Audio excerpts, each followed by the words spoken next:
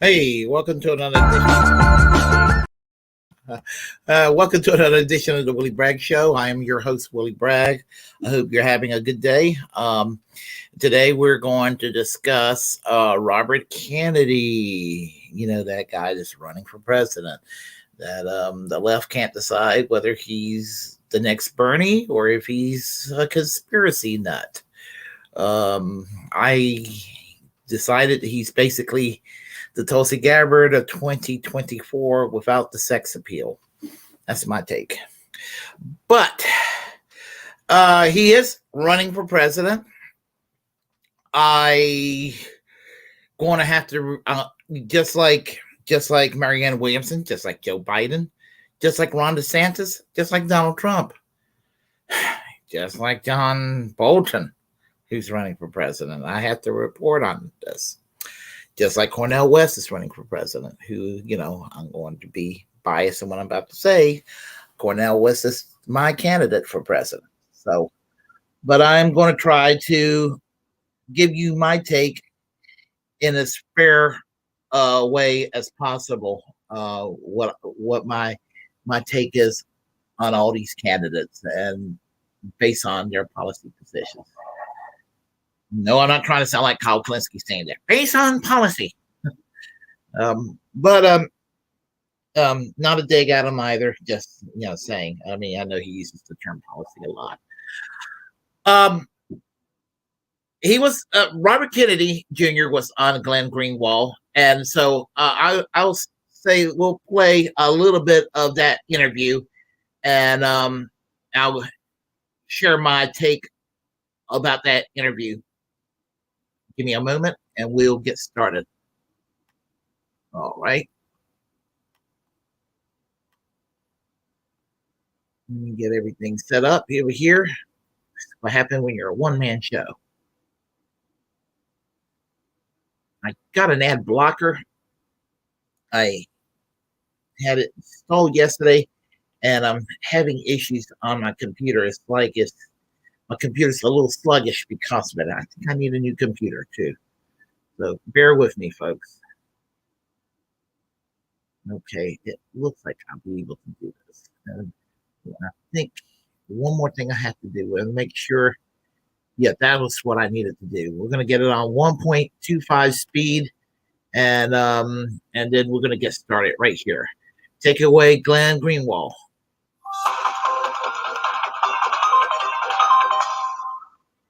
Let me ask you about a recent controversy in which you found yourself, or as a window to understand some of your broader views, which was the praise you originally offered for Roger Waters with regard to his stance on both Ukraine, which he is opposed to in terms of the U.S. proxy war, as well as COVID. He was questioning a lot of the same orthodoxies you were, and then you ended up deleting that tweet where you praised him and made clear that the reason was because he had held views on Israel and Palestine that you didn't share. I want to ask you about the specific kind of divergencies that you have with him on that question. But before I get into that, why was it necessary for you to delete your praise for Roger Waters just because you disagree with him on Israel? Can't you praise him on Ukraine and COVID and then at the same time say, but there are other issues, including Israel, where I have differences? Why did you delete the praise entirely? Well, first of all, the reason that I praised him was because of his position on the war, his position on COVID, which I thought was very courageous at a time when nobody, and also his position on Julian Assange. Right. And those are good reasons to support Roger Waters. Disagree, I would say, fiercely with his criticism of Israel, and I'm not, you know, Robert Kennedy comes from a time period. And here's the thing. Robert Kennedy is wrong on Israel in the year 2023. I'm not canceling him saying this. He's just wrong in the year 2023. He comes from a time period when people ranging from center left all the way to the far left, and I mean far left too. There was once upon a time when it was a liberal, progressive, even some socialists and communists used to support Israel. There was such a thing at one time. It's rare to find people doing this today. Probably your standard Democrat, your shit libs would probably still be in that position, but the left has pretty much realized about the human rights abuses going on in Israel with going on against the Palestinian people. And that's what it comes down to with Robert Kennedy. Now, and I'm not saying that Robert Kennedy wants to mistreat Palestinians, but he comes from a time period that is very uneasy to shake off for a lot of people. It was, and there is this fear, understandable fear, of being called anti-Semitic because of what the Jewish people went through in World War II, which that situation certainly helped pave way for the state of Israel to be created in 1948. I think now, in hindsight, that the best thing that could have been done after World War II, and this is my take, and it might be a controversial take, and I think that what should have been done was to go and have the Allies after World War II in Germany, the United States, Great Britain, France, and the Soviet Union come to an agreement to carve up some land in Germany, and allow that land, if you want to have a land, have it over there in Germany for the Jewish population. You can make Israel a Central European country instead of colonizing in an area where there's going to be political turmoil. I know that's controversial. That might have been probably would have worked out better that way. Unfortunately, it was, in my opinion, it was a mistake to build it in Palestine. And that's my position in the year 2023. It's been my position for the last several years. But Robert Kennedy comes from that position, from a Washington D.C. consensus, and it's hard to shake it off for a lot of these politicians. And they're fearful of being called anti-Semitic. Now, today, in recent years, because of the toxicity of political correctness, that a lot of people are, for better or worse, and here there is a for better side of this, that when you're rebelling against political correctness, some things don't stick anymore. I mean, if you call Marjorie Taylor Greene a bigot, call her a homophobe, call her a racist, call her an anti-Semite, they stick because that's what she is. But if you call your standard Republican a racist because you don't like their tax policy, or even if they don't like abortion, I mean, that's dumb. So you don't have to agree with them on some of their cringy issues, but not every conservative position is a race-based issue. So I think the same could be applied, as I said, with the situation of Israel. You criticize what Israel is doing to the Palestinians. It's not anti-Semitic to criticize what Israel's doing to the Palestinian people. And it's wrong. I mean, if Norway was doing this to the people in Estonia, it would be wrong. I mean, it comes down to this. That's what it comes down to, and it's not a controversial position. What happened in Northern Ireland between Protestants and Catholics? The Protestants mistreated the Catholics in Northern Ireland, and the British mistreated the Irish for many years. And that's not a controversial position, and it was wrong. The white minority in South Africa mistreated the black majority in their population. That was wrong. That's not a controversial position. And the Israeli government have been doing the same thing to the Palestinians, and that should not be a controversial position. Now, if you hate the state of Israel because you hate Jewish people, then you're wrong. But if you oppose the state of Israel because what Israel is doing to the Palestinians, that's legitimate. And people can't seem to separate the two on this. So, and I just want to go and clarify that. That's where Robert Kennedy's coming from. It takes a while for these ancient politicians, and he is still kind of part of the establishment, and that's what it comes down to. But people interpret things how they want to interpret it. But I agree with what Glenn Greenwald just said overall.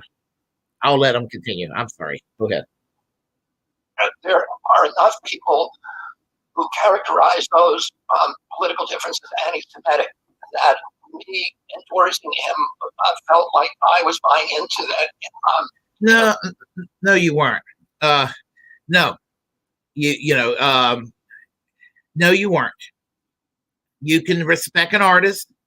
You can disagree with a political position of an artist that you respect, even if they have other political positions you may agree with. It's okay. It's okay. The thing about it is where's the controversy? He got arrested in Berlin for dressing up as a fascist, for playing a character from the wall. And that incident of getting arrested, in my opinion, was there to make an example out of Roger Waters. I do not believe that Roger Waters is anti-Semitic. Not for 1 second. I do not believe he's anti-Semitic. And I'll go and talk some more about that in a little bit. Into something that was abhorrent to me. I really disagree with his. I think Roger, like many critics, said, first of all, people who criticize Israeli policy should not be characterized as anti-Semitic.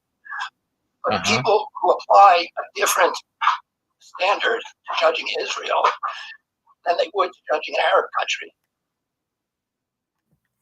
I think then that you've crossed the line there. And I do think that Roger does that. I've now looked at some of his stuff, and I think, like I said, I do not think people who criticize that people who criticize Israel policies should not be called anti-Semitic. But I do think that many people are applying, who are Israel's critics, are applying a double standard. So maybe some do, some don't. It just depends who you talk to. I criticize Israel's policies, but also, I don't think there's a country in the Middle East that's exactly a perfect society either. I think every country in the Middle East is deserving of criticism. But you fail to understand that there are people out there that act like you can't criticize Israel under any circumstances. That if you dare criticize Israel, you're an anti-Semite. And that is just as unreasonable. And it's just as unreasonable. And it's not only that. You can't criticize Benjamin Netanyahu. And I will say it. Benjamin Netanyahu is a piece of shit. He's a scumbag. He's a son of a bitch. He's an asshole. He's a war criminal. And I'll say it 10,000 times. Fuck Benjamin Netanyahu. Okay? Fuck Benjamin Netanyahu. And I want every single rim job neocon and evangelical Christian that scoff at my words about Benjamin Netanyahu to read my lips. I'm going to say it. Fuck Benjamin Netanyahu. Fuck him. Okay. I got that out of my chest.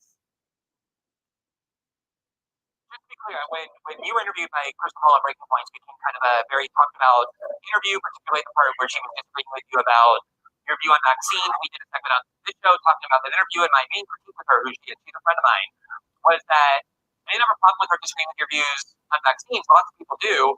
She described it though as a red line, which seemed to be her way of saying, I don't disagree with you here, but you're so far beyond the pale about an issue that I regard as so sacred that the fact that I disagree with you here means you're basically off limits. Like you're radioactive. You're not susceptible to consideration for support no matter what, the way that, say, Joe Biden would be. Okay, now, what I want to play here was mostly his take on Israel and Roger Waters. That was what I wanted to play. But with the vaccine, I do have something to say about that with Crystal Ball and Robert Kennedy. If I have a criticism of Robert Kennedy, and if I have a criticism of Crystal Ball, My criticism of those two is my position on the vaccine is exactly in the middle of Robert Kennedy and Crystal Ball. I am not an anti-vaxxer, although I have been called anti-vaxxer by a lot of shit libs. And I am not like an authoritarian jabber like a bunch of right-wingers claim that I am. And why are people like myself, and I'm saying that like it's all about me, but why people like myself who's in the middle of a position like Crystal Ball, who seems to favor an aggressive approach toward vaccination, and Robert Kennedy, who is seemingly siding with a more extreme version of being anti-vax. Why do I say I'm in the middle? Because I do personally think that the vaccines work, but I think you have a right to not take the vaccine. My position on the vaccine and COVID policy is that you want to do something about COVID. Well, the best way to deal with COVID is to make medical care free for the entire population, to make the medication free, to make the treatment free, and to make it free for everybody for all ailments. You do this, you're going to have a whole lot less people having COVID. This is why these European countries, this is why Japan, this is why even many third world countries were able to deal with this better than the United States, which did an abysmal job.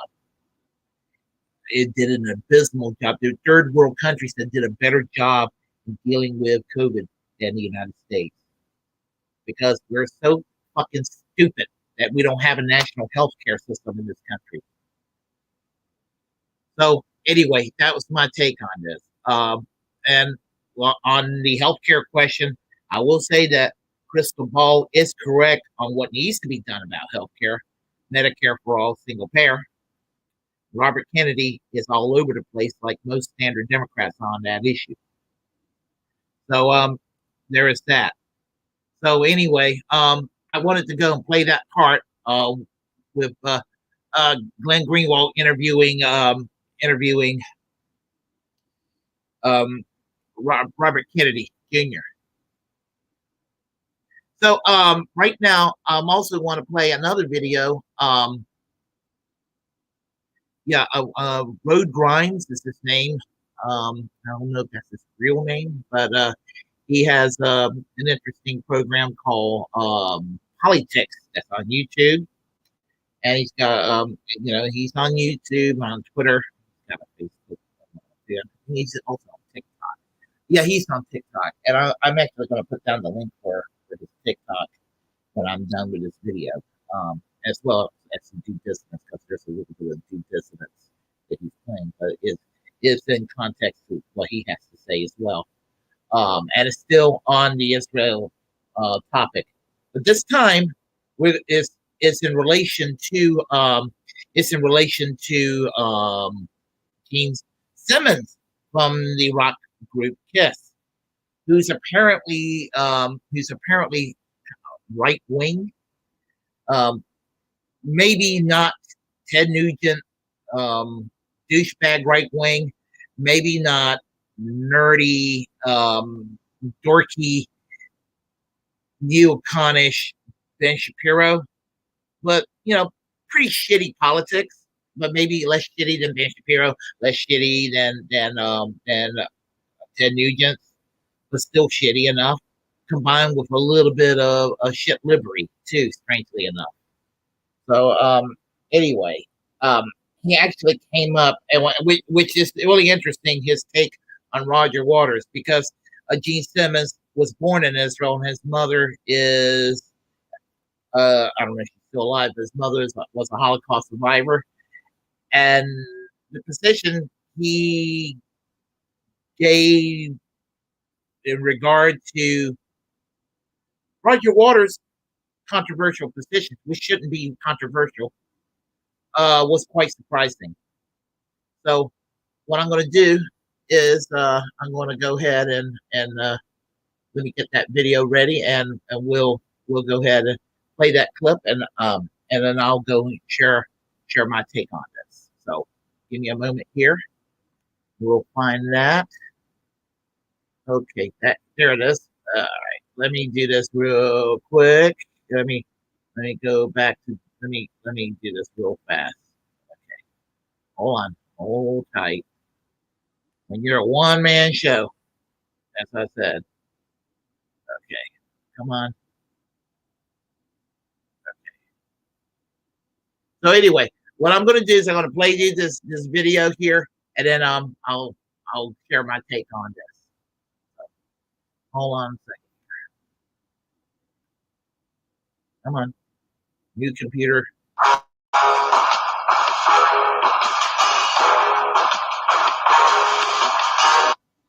Citizens of the internet. It's been a minute. I don't know why I stopped using that sign-on either. The citizens of the internet thing.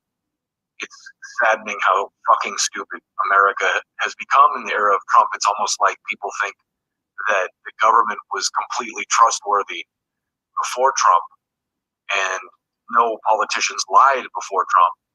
And then Trump came along and just ruined everything. And after Trump, it's all sunshine and rainbows, folks. And you can just trust the government and the media to do right by you. Who believes that? Who is dumb enough to believe that? So, Many Americans. One of the first things I would like to talk about today with y'all is your boy RFKjr. Now, I'm going to qualify this by saying, first of all, we're nowhere near close to an election. Okay, so that's kind of the first thing I'd like to say in regards to this. So we got a long ways to go, and we'll see how things shake out. But RFK is already kind of bringing up things and stepping on landmines that, I mean, this is the thing. I love his honesty on the COVID stuff. I love his willingness to say things that are third rail in the public debate, because we definitely need that as a country. And as a Kennedy, he's a person who has the kind of, gravitas to get away with it. But he's scaring me a little bit because, and let me show you this real quick. This is crazy. And I posted this on Twitter and it didn't get much traction, but just listen to this. I want to talk about someone else who's in town, Roger Waters, yep. Pink Floyd. You're obviously Jewish. He's been coming out with a lot of Israeli. And he's been coming out with a lot of very anti-Israel and what people perceive to be. So right off the bat, Gene Simmons had bad takes on COVID. He was one of those guys like kill the unvaccinated, and I'm exaggerating, but he's Jewish and Israeli. Now listen to this take. Now listen to his take on Roger Waters. Listen to this. Anti-Semitic comments. I'm not sure that's the same thing. Right. So what's your position about Roger Waters? Well, first of all, he's a very talented guy. He's written some of the most wonderful music along with Floyd, many, many decades. And it's obviously held up, and he's got lots of fans. There is something to be said for keeping your political and other beliefs off the stage. His choice is to use the stage as a platform to further his point of view. There is a difference between the political statement about Israel and about anti-Semitism. By the way, anti-Semitism also involves Arabs. The definition of a Semite includes the Arab world. So look at Gene Simmons talking sense. Yes, and that's very surprising. I mean, could you imagine Ben Shapiro being this rational? You couldn't imagine that, could you? Ben Shapiro will be screaming, "Anti-Semite! Anti-Semite! Roger Walters is an anti-Semite. That's what Ben Shapiro will be doing. And Sean Hannity, you'll never hear the end of it from the right wing, talk show hosts and all of the right wing spin machine, and a few people from CNN and MSNBC too, because for those who are still supporters of Israel on the liberal side, and those who wants to go and take a shit on Roger Waters for his position on the Russian-Ukraine war, because they feel like he's true pro-Russia, which is a no-go for a lot of folks. So that's what, and I think it's more the latter for a lot of people. And in fact, I even think it might be also that on the right with people like the Shapiro's out there and everything, because he's where the shit lives when it comes to bombing Ukraine, Russia, and with this Ukraine-Russian war. Because with Ben Shapiro, there's not a war that comes along that he's not for. So there you have it. Into Piers Morgan, Gene Simmons, and honestly, let's hear that again. Let's hear that again. Let's just hear that one more time. Semitism. By the way, anti-Semitism, all I do. There is a difference between a political statement about Israel and about anti-Semitism. There is a difference between a political statement about Israel and anti-Semitism. Thank you very much, Gene. Thank you very much. America needs to hear this. By the way, anti-Semitism also involves Arabs. The definition of a Semite includes the Arab world. So, also, I think he's a well-meaning guy. I don't agree with his point of view, of course. Do you think he's anti-Semitic, or do you think he's anti-Israel? I think he is, from my point of view, inflamed, angry about the political situation, as we all are. You want there to be peace someplace. And look, I turn our attention to this wonderful fairy tale of a country, with the leprechauns of Ireland, the north and the south. And so it's been ongoing for God knows how long, and the divisions are deep. If you're either Protestant or Catholic or different, and I've visited Parliament there. We're going to come to that. So, right off the bat, let's applaud Gene Simmons for being a voice of reason around this whole Roger Waters thing. Because when I saw it, I thought, this is one of the most ridiculous things I've ever seen. What Roger Waters is doing is clearly an act, and he's not wearing actual Nazi symbolism. He's wearing two hammers crossed. He's, obviously he's trying to look like a fascist because that's part of the storyline. So at the time, this all became like a scandal, and people were outraged at Roger Waters. I said, yeah, next on the agenda, we need to put Keanu Reeves in jail for all the people he murdered in the John Wick movies, because that's how absolutely stupid this whole outrage is. And listen, they even call Bernie Sanders an anti-Semite for, in spite of the fact that he lived in a kibbutz in Israel in the 1960s. So that's another thing right there. Mark Levin called Bernie Sanders an anti-Semite last year. And all credit due to Gene Simmons for not playing into it as an Israeli and a Jewish man. I can't say enough good things about Gene Simmons for, saying what he just said, mostly on the Roger Waters issue, right? Because so many people have been so stupid about that whole thing that, it's very, I want to say saddening, but it's really just stupid more than anything. And so one of the really stupid things about it, and the reason I opened with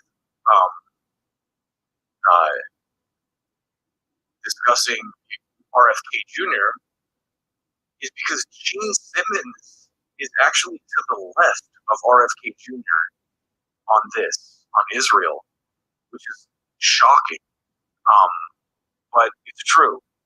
Gene Simmons has a more progressive take on Israel than presidential candidate RFKjr does. And I'm going to show you. I came with receipts.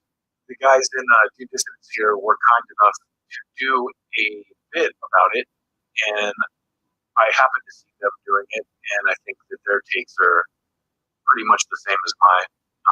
And I love these guys. So let's watch them kind of break down RFKjr's take on Israel.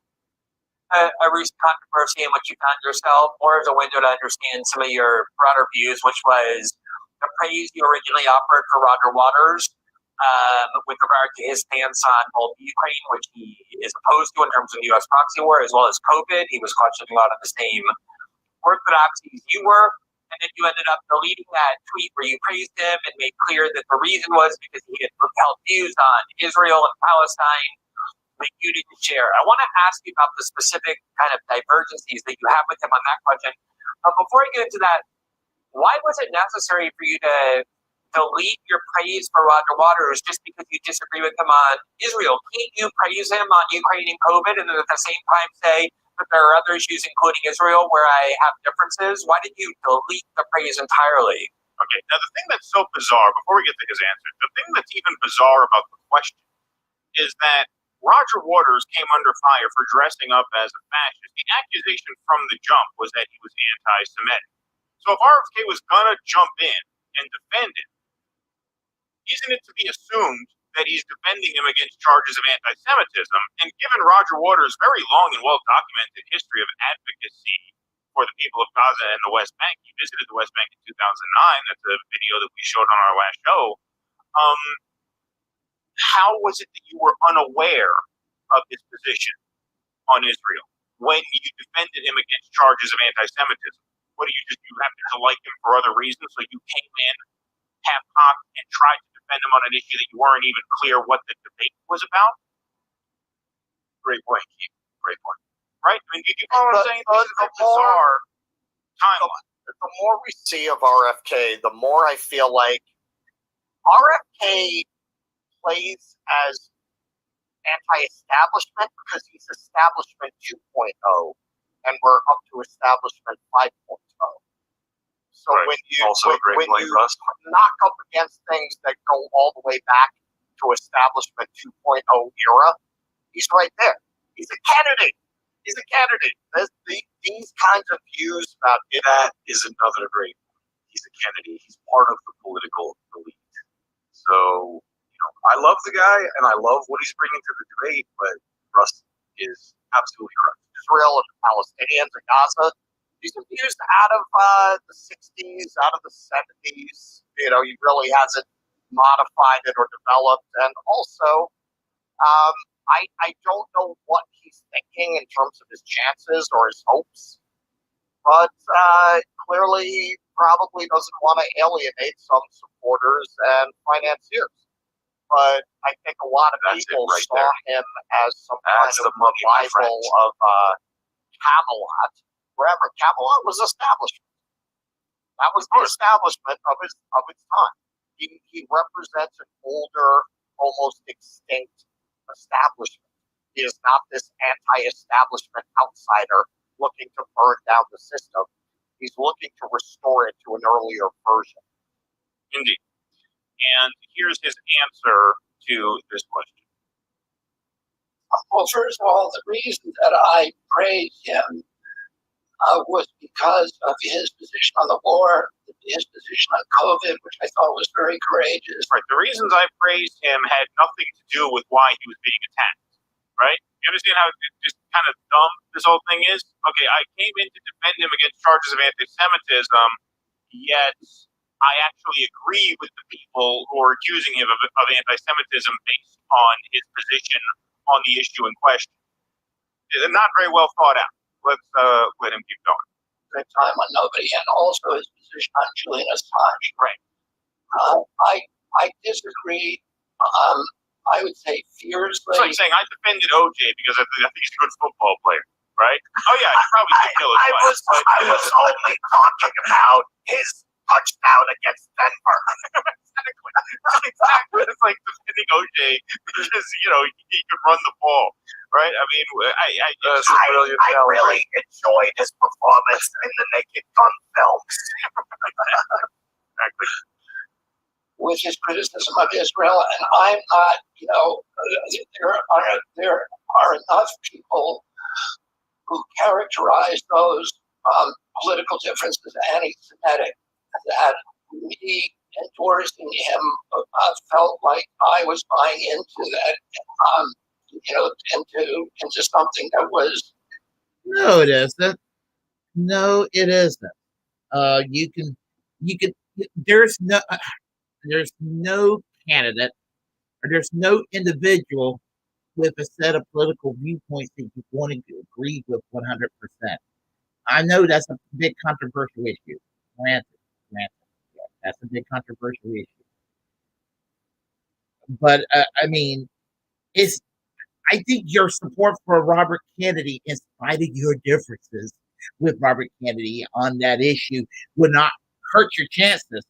What's hurting your chances for president is the fucking Democratic Party establishment doing a Bernie Sanders on you, doing a Bernie Sanders on Marianne Williamson. What they did to Bernie Sanders and Tulsi Gabbard 4 years ago. You don't need Roger Waters' so-called controversial position on Israel to sour your chances to be the Democratic nominee for president. It's not going to hurt you either way to support Roger Waters from defenses of anti-Semitism. So what? They call you that. So what? You're being smeared anyway. What is one more smear? And you go and you attack these people that smear you. You tell them to fuck off. People gonna respect you more because you're standing up against the establishment, and you got shit libs, and you got neocons, and you got evangelical Christians united on that, and they have different reasons. But they support that government over there, and they will go and lash out at anybody who does the tiniest little criticism, and they use the guilt by association tactic.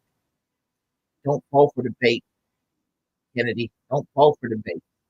What, are you scared that you're going to end up like your father and uncle? Is that what it is? Good Lord. That was abhorrent to me. Now, remember what Gene Simmons just said? There is a difference between the political statement about Israel and about anti-Semitism. By the way, anti-Semitism also involves Arabs. The definition of a Semite includes the Arab world. So I really disagree with his. I think Roger, like many critics, did. First of all, people who criticize he said like 5 different things. It's a total fucking complete mess. Complete train wreck. Yeah, indeed. Yeah, when people who thought it was anti-Semitic, not necessarily me, in case you are a Pink Floyd fan. This is anti-Semitic. But people who apply a different standard to judging Israel than they would to judging an Arab country. I think that putting Roger Waters on a special list in the Ukraine from a paramilitary organization is a hell of a lot worse than Roger Waters' position, yay or nay, on that conflict over there between Palestinians and Israel. Anyway, I think that you crossed the line there, and he crossed no such line. He made no such statement. But the moral calculus here is very simple. Israel is an apartheid state. They are an occupying force. Okay, and it's important that that Keaton and Russell said what they just said, because here's the thing: Palestinians are discriminated, and people get triggered when Israel's called an apartheid state. There was a time I used to be triggered over it too. I want to admit, but here's the thing about that. It's important to hear it from Russell and Keaton, and the reason I say that is that they're both Jewish, and I don't think that they quote unquote hate themselves. They don't. And many critics of Israel today are Jewish. Yeah, and of course, they're on the left, but they're also very traditional Orthodox Jews, very religious, who whose so whose ideology basically says that Zionism is conflicts with their religious beliefs, and they think that the concept of Zionism as it exists today is flawed. And so there are certain groups of Orthodox Jews that actually are in solidarity with the Palestinian struggle too. I would know this because I went to an anti-war march in 2002, and I saw a Palestinian march, and I saw a group of rabbis, Orthodox rabbis, marching with them, and it was quite it was like a lot of applause up there, and no, nobody had a hatred toward the rabbis. In fact, they were praising the rabbis. I mean, granted, I know that the majority of the people at the anti-war rally in 2002, A20, it was called A20, it was a protest against the upcoming Iraq War, and frankly, everybody that was out there protesting against the war were proven correct that the war should have never taken place. I think that a lot of people in Washington, D.C. got a lot of apologizing to do for 1 million innocent people that died in Iraq. However, having all that said, it was quite an unusual sight, and it was as I said, it was a very solidarity filled moment. Kind of like, wow, and everybody's like, it was a really kumbaya moment. So anyway, I'll let them. And lands that they were not supposed to expand to. They subjugate these people in these lands. They target them. In many cases, as we've covered in the few recent episodes, just gun them down, blow them up. It's very, very simple. Very, very simple. He's acting as though Roger Waters is committing some act of like moral hypocrisy by condemning Israel, yet giving Saudi Arabia a pass for the crimes against their people. It's Which, and that's another thing. Who criticizes the government of Saudi Arabia more than anybody else? I hardly ever hear the establishment Democrats or the establishment Republicans. They're usually like, let's go and sell arms to those motherfuckers. And what do? They sell arms to Saudi Arabia, and they go and genocide the people in Yemen. And what is Saudi Arabia? What do they like to do? Well, Israel discriminates against Palestinians, and that's bad. What do in Saudi Arabia? They execute the LGBTQ, and they until recently women were not allowed to drive, and now they are allowed to drive. But some of the women activists that were actually protesting for the right for women to drive, those women activists were executed to be made an example out of. And who's the one that calls them out on it? Is the left.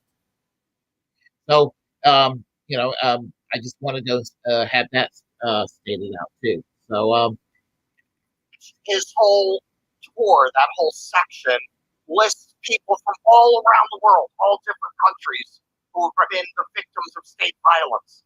Right? He doesn't give Saudi Arabia a pass. He doesn't give any country a pass. He doesn't give any region a pass. Look, exactly. And I think, to be completely honest, I think the reason they're attempting to cancel Roger is because of his takes on Ukraine. Bingo.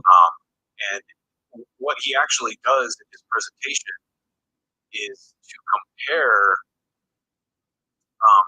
what Israel did to the journalist, Shireen Abdul something. I don't know her name, so forgive me. But she was murdered by Israeli forces, a journalist, a Palestinian journalist.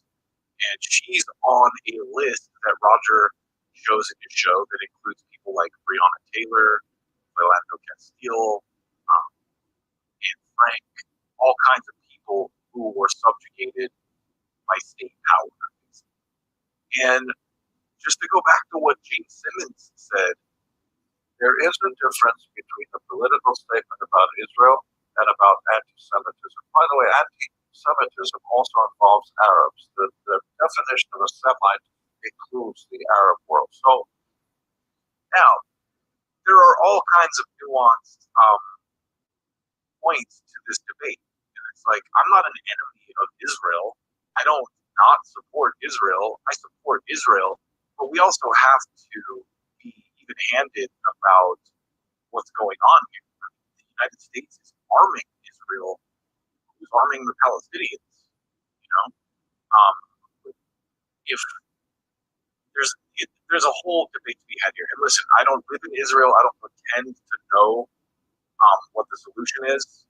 But I do know that I do not support the brutalization of anyone, whether it's Palestinians, whether it's people in China, whether it's people in the hoods in America, whether it's the brutalization of people in Flint, Michigan, who haven't had drinking water, or Mississippi, or people at protests, what they're doing to the people at the January 6th protest, who are at that, like, treating them like they're some kind of, like they were, like they none of them had guns, none of them, you know, it's wild what's going on in this country. This kind of blind support for authority like this, and you know, and I'm not even anti-authority, completely. Nuance, but it's that kind of pro-authoritarian without question thing that leads to the types of scandals that you have in, for example, the Catholic Church, where, you know, the deference to authority leads to massive outbreaks of child rape. You know, there has to be a balance. There has to be who's watching the watchers. So I just wanted to point that out. And RFK, it's funny. I love Keith and Russ's commentary, and that's another reason that I included that.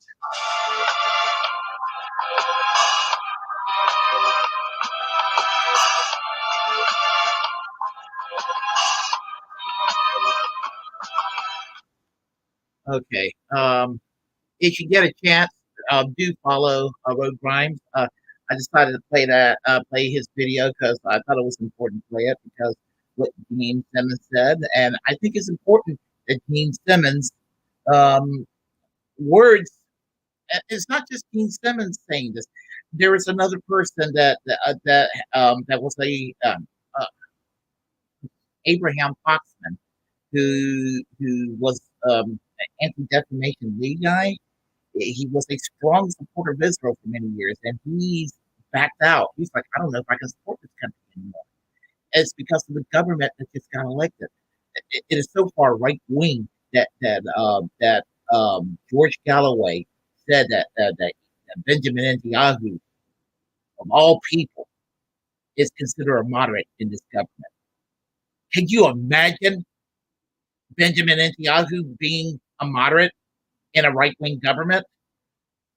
You know, where even Moretz, who's like one of the better parties in that country, they're no longer in the parliament and the Knesset, and the Labor Party is almost squeezed out. There's no left presence. There's almost no left in Israel anymore. I mean, you know, this is a dangerous situation. And you know, just like this country deserves to be criticized more than ever, and the pressure needs to be applied because with these morons, they're governing the country now. That the oppression is going to intensify. And my prediction is that the country is going to disappear by the year 2030. And it's going to be because of the right wing themselves, with the way that they have oppressed the Palestinian people. They brought it upon themselves. They brought it upon themselves. I don't want anybody from either side to suffer. From either side, I want people. I want people to get along, and the only way to get along is, as I said, after World War II, they should have built a piece of land in Germany, in the southern part of Germany or something. The Soviets, the British, the Americans, and the French should have built the land in Central Europe. Problem solved. That's what should have happened. It should have never been built in what it was, Palestine. It should have never been built. It was insane to build it there. Yeah, I mean, and on the other hand, the West, the Europeans, the Europeans, the centuries of being pieces of shit to the Jewish people in Europe caused the Zionism thing to begin with. So it didn't even need to happen to begin with, because there was such shitty discrimination going on for centuries that it was inevitable. But it's not. Nobody deserves to suffer, and that's what it comes down to. And criticism is not bigotry. I mean, I'm going to put it this way. Anybody who knows me, they know I love England. I love Great Britain. I love the music. I love to listen to the music. I love the way they talk. I mean, I just love culture, all that. I felt like I was meant to be born somewhere in northern England. Margaret Thatcher was the worst prime minister they ever had. Does that make me anti-British? Hardly. Now, British done some terrible things to the British Empire. I don't excuse that at all. That's not what I'm talking about. But point is, Margaret Thatcher busting the unions in the 1980s, abolishing city council governments, privatizing state-owned entities that increased unemployment, increased economic misery into the British population. What is called neoliberalism today, all over around the world. I mean, that's not going to make me hate Britain. It's going to make me hate Margaret Thatcher. That's what it comes down to. And every country in the world deserves to be criticized over something. There's not a country that exists in the world that doesn't deserve to be criticized. We're all human beings. We all make mistakes. And that's what it comes down to. If you're a human being, you're going to make a mistake. And every human being is capable of doing evil. Every government is capable of doing evil. And humanity has impulses to do good. All of humanity.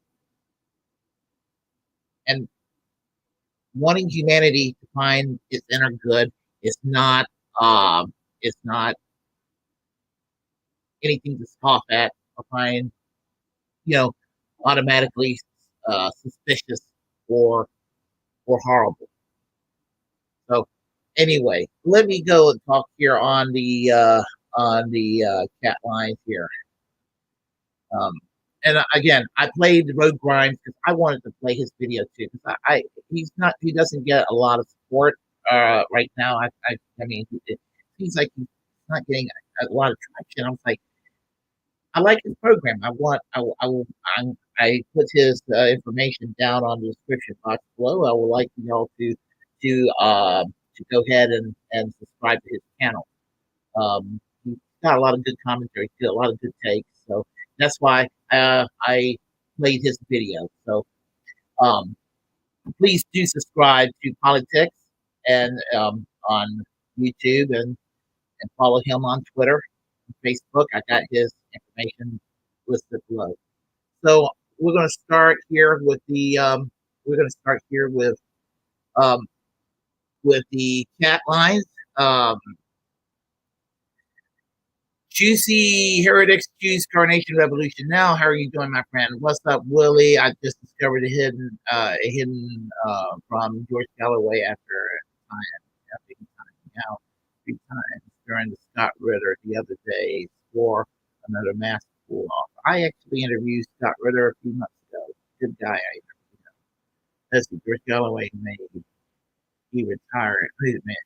Excuse me, as well retired. He's finished. I was having a conversation about George Galloway earlier today with somebody, by the way. So, political solution for fascism is impossible, yet people still deny across the board. Well, yeah, well, we're trying to find out how to make sure fascism does not rear its ugly head in this extreme form the way it happened in the 30s. Hi, Snipe Hunter. How are you doing today? Let's see. Getting fed up with stubborn stupidity. Well, yeah, I can understand that. Charging my phone. I'm going to make a short, telling everybody off. Sometimes we all have to do that. Healthcare. We don't know what it is. All I see is inquisition. When I see healthcare in America, I see crimes by the medical industrial complex. Let's see here. Redacted chat is a huge, and I can't wait to trash George Galloway. Shouldn't have. That's the okay. Let's see. Kenny Lynn is going to make sure that he gets trashed, and then I get through to her to the implications of people.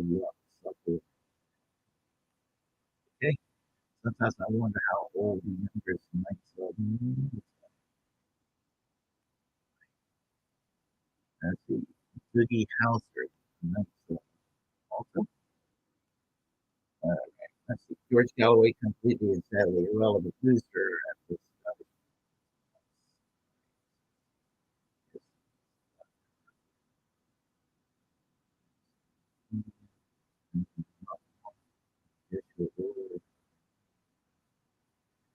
Okay.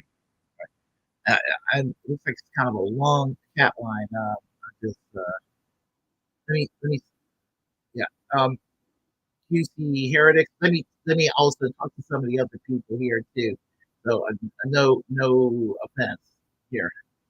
Let's see. What's up, Willie? Is someone picking on Gene again? Well, yeah. Oh, Jimi Simmons. No, it was just he was just being interviewed. Um, I mean, I got problems with his politics, but I was actually pleased with his take on aircraft. Yeah, I was pleased with his take on, and he was very sensitive. This was for my first concert. Mine was U2 and Lone Justice. There's a bigger problem with that than Baby is Itmar is real light even fears him because he's super radical. I think that actually the worst players in some way are the Christian Zionists. They're very unhinged people. A lot of them. I will not stand around after the destruction of Israel while Christians say it was the will of God. That's what I'm talking about. And it was falsified by the yeah, there, I think it has something to do with like the Schofield Bible. They had this worldview for, I guess it came out like in the 19th century. Yeah, I just don't understand it. Because the Zionist Americans are guilty of treason. Rowan Miller.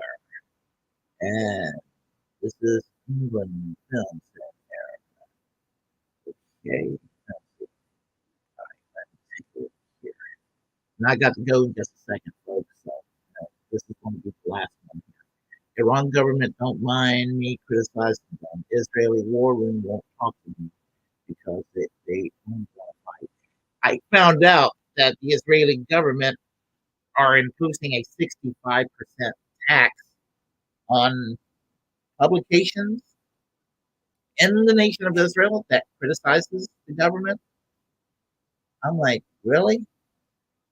I mean, that's I mean, that's that's that's kind of like, wow. I was floored to hear that. Anyway, if y'all, quick announcement, Tuesday afternoon at 2 p.m. Eastern Standard Time, I will be on the JG Funk Show. Uncle Leroy will be interviewing me, so just drop on by, and let's see. And on Thursday at 8 p.m. Eastern Standard Time, Jimi Sunderland, who I was a guest on the Secret Show last night with her and Warren, it will be co-hosting with me on the Really Brad Show. She and I will be doing a podcast sometime at the end of the summer. So we'll both be letting you know the details of it as time comes up. So, and this is my last chat here, and now I'm going to make my final comments, and I got to go to sleep. I got to go. Okay, so definitely the Christian Zionists are the worst problem. Yeah, especially down here in the South. I mean, they are just unhinged. If you like what you heard, please press like and comment. Comment any way you disagree with what I have to say. We will have a conversation. Feel free to share the content on this channel. As a First Amendment absolutist, it's my duty to inform you to create your own platform and utilize it, because we are, in fact, the muckrakers of our time. Please, by all means, hit the subscribe button, hit the notification bell. Also, follow me on Twitch, follow me on Facebook, follow me on Twitter. And until next time, remember to always reject corporate media. And, and I will see you all later.